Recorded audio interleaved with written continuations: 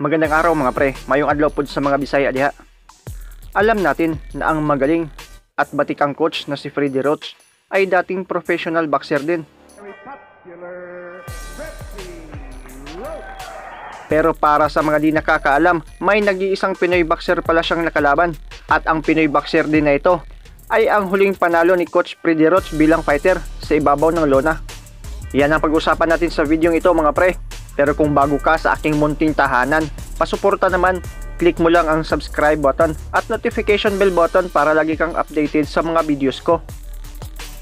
August 14, 1986, almost 34 years ago, naglaban ang Amerikanong si Freddie Roach na noon ay may edad na 26 at may kartadang 39 wins, 12 losses at 15 dito via KO kontra sa ating kababayan na si Arnel Arozal na may edad noon na 28 at may kartadang 23 wins, 25 losses at 6 dito via KO at nakaschedule ang laban nila sa 10 rounds na ginanap sa Washington sa bansang Amerika. Nanalo si Freddie Roach via RTD o Referee Technical Decision sa ikalimang round at ito na rin ang huling panalo niya sa ibabaw ng lona.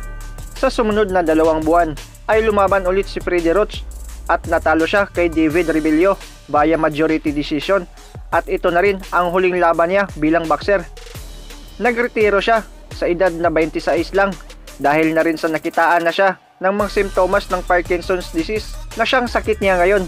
Nagretiro siya na may kartadang 40 wins, 13 losses, habang si Arnel Arozal naman ay lumaban pa ng 5 beses pagkatapos kay Freddie Roach, pero lahat ito ay talo. Huling laban niya noong May 22, 1987 kontra sa Mexicanong si Jorge Paez at talo siya dito via RTD o Referee Technical Decision pa rin.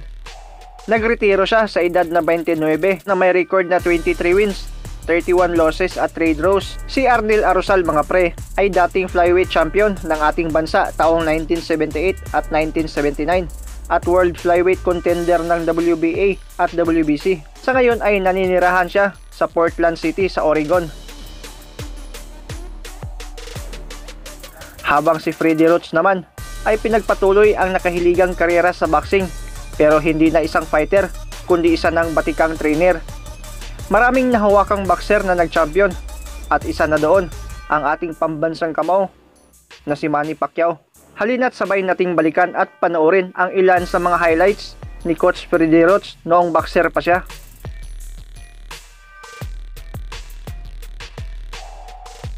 Good shots. Reyes, I think, would like to have Freddie on the outside. That is some good work on the inside by Roach. Freddie can fight either way, and he's a good inside. He said, I'm going to do it in the ring tonight. I'll let that do my talking. And so far, in round 1, he's done well. Reyes against the rope, comes out, throws a right hand over the top of it. And there's the bell to in round. Land a left hook to the head of Reyes, which is why Eddie Clutch asked for that punch a moment ago. And there they exchange.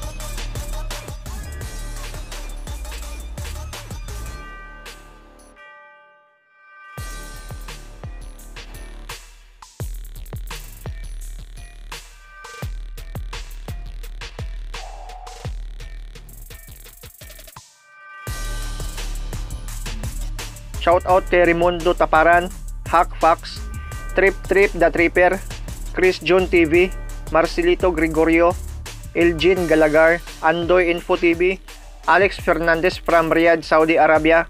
Ingat kayo dyan pre at maraming salamat sa panonood.